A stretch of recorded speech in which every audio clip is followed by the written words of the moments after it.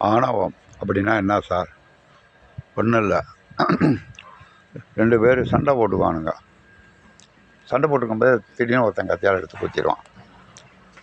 கத்தியால் மற்றவனை குத்தக்கூடாது, சுற்று போடுவாங்கிறது அறிவுக்கு தெரியும். ஆனால் அந்த அறிவை மறைக்கக்கூடியது ஆணவம்.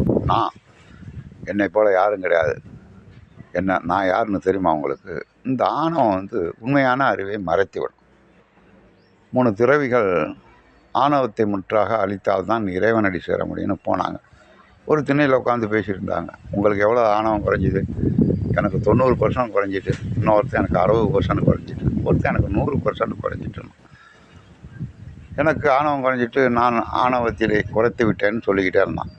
இந்த கதவை திறந்துக்கிட்டு பாட்டி வந்துச்சு. நான் செத்தாதாண்டா உங்களுக்கு ஆணவம் குறைஞ்சிச்சு. என்னது? நீ சாகிறதுக்கும் ஆணவத்துக்கும் என்ன சம்மதம்னா, நானுங்கிற ஆணவம் என்னைக்கு குறையுதோ அன்னைக்கு தான்